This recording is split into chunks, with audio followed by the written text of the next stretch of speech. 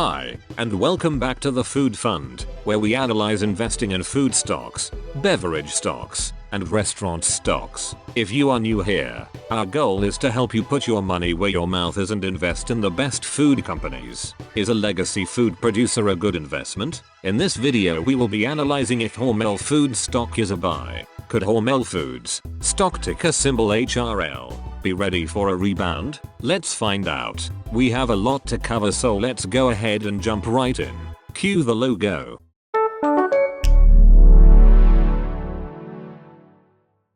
Let's start with some background info on Hormel Foods. Hormel Foods, originally called Hormel & Company, was founded in 1891 by George Hormel himself. At its start, Hormel was focused on packing and selling pork products, but their big innovation came in 1937 with the iconic Spam. This canned meat became a global phenomenon and a symbol of American ingenuity during World War II. Over time the company expanded into a wider range of packaged and refrigerated foods. Today, with over 20,000 employees globally and headquartered in Austin, Minnesota, Hormel Foods is a Fortune 500 company that offers a brand portfolio that includes Planters peanuts, Jennie-O turkey, Skippy peanut butter, and even Dinty Moore stew. Now let's look at the price action. Starting with the 1-year chart, we see that Hormel Foods had a CAGR of about -10%. Zooming out to the 5-year chart, we see that Hormel Foods had a CAGR of -3%.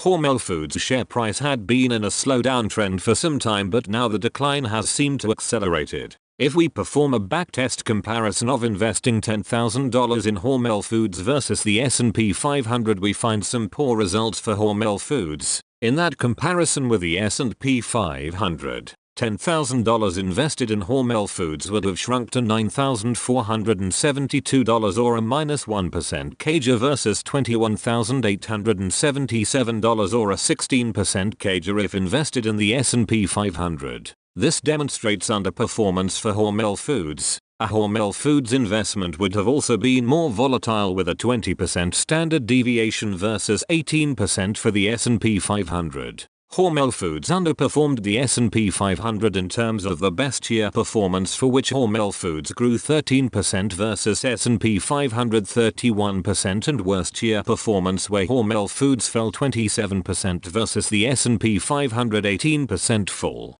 In terms of max drawdown, Hormel Foods fell 39%, more than the max drawdown of 24% for the S&P 500. And surprisingly, Hormel Foods also underperformed the S&P 500 in comparisons using the Sharpe ratio and the Sortino ratio. Hormel Foods has been trailing the S&P 500 for a long time by nearly every metric. Now let's hop over to market share and take a look at Hormel Foods' market share. Here we have the dashboard, where we can quickly gather a lot of information at a glance. Expanding the dashboard, we can look under food and see that Hormel Foods is categorized under packaged foods. Expanding the packaged foods tab, we can see that Hormel Foods is mid and appears to be losing market share. Let's look closer at the year-by-year changes in market share. So we come down here and type in the ticker symbol for Hormel Foods, HRL, and see that the market share is 1.27% out of the publicly traded food, beverage, and restaurant stocks currently in the market. Hormel Foods attracts a decent amount of food spend. The 5-year market share CAGR for Hormel Foods is -0.81%. This means that Hormel Foods' market share is just behind the pace of industry growth. If we start in 2019, we see that the market share was 1.32%, 1.34% in 2020, 1.36% in 2021, 1.35% in 2022, and down to 1.27% over the trailing 12 months. While its market share peaked in 2021, the trend since then has been downwards. This is not good. Let's take a look at the fundamentals to learn more. Gross margin is 17%. This is not bad and is on par with similar food companies. Revenue has compounded at around 6% over the past 5 years and has reached over $12.14 billion most recently.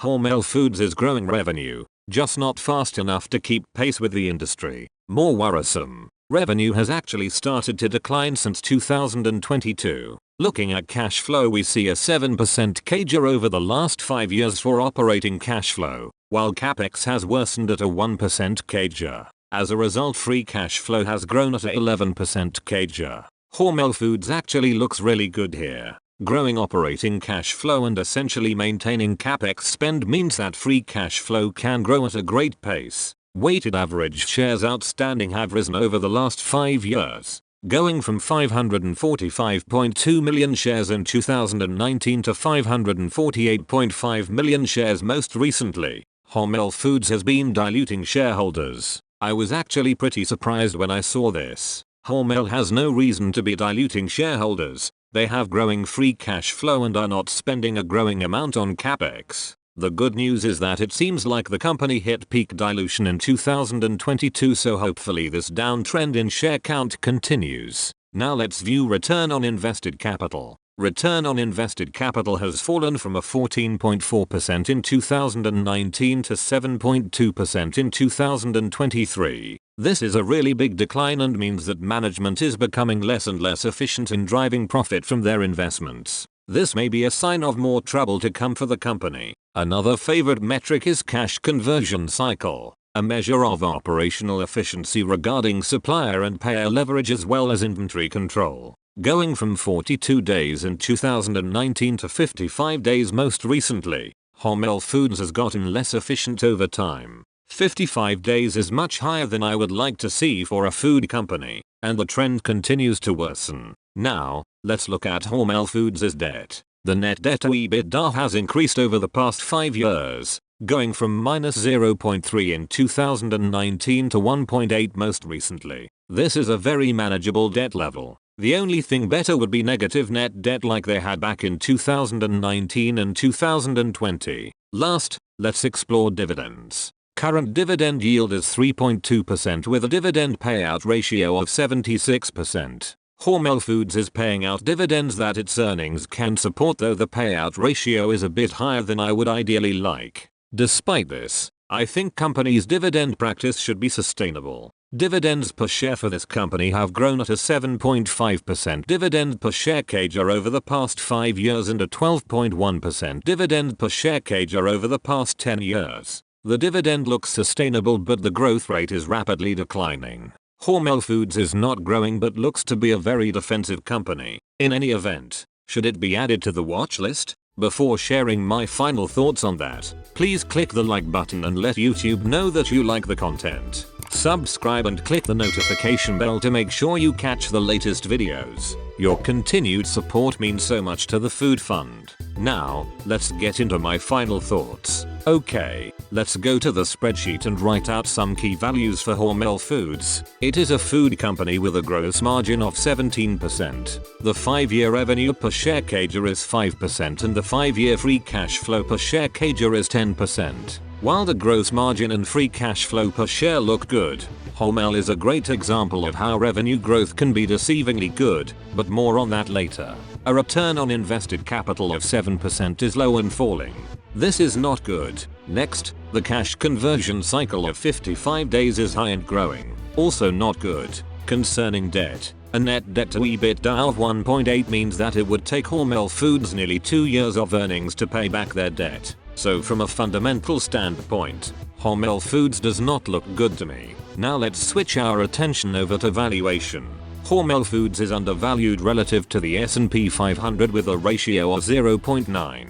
The price to earnings growth, or PEG ratio, is 3.7, indicating that Hormel Foods is overvalued relative to their projected earnings growth. Hormel Foods is a blue chip, Fortune 500 food company. It has been around for over 100 years and I do not believe it will go out of business anytime soon. However, it does not seem to be a growing company. Despite healthy revenue and free cash flow growth on an individual basis, Hormel Foods' declining return on invested capital and worsening cash conversion cycle show me that management is slowly allowing the quality of the business to deteriorate. Regarding the revenue growth, I find this metric can sometimes be deceiving. If a company with a small market share grows revenue at a high CAGR, it might not actually be moving the needle in terms of market share growth. Similarly, if a large market share company grows revenue but at a rate slower than the broader market, the company is actually losing market share. In this case, Hormel Foods is a great example of that larger company losing market share while actually growing revenue at an otherwise healthy pace. I am interested in thriving companies, growing market share and free cash flow.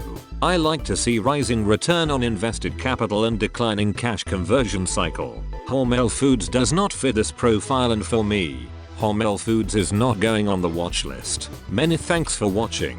What do you think about Hormel Foods and legacy food companies being stagnant? Please share your thoughts below. It is always great to hear from you. Please check out some more videos right now and don't forget to put your money where your mouth is.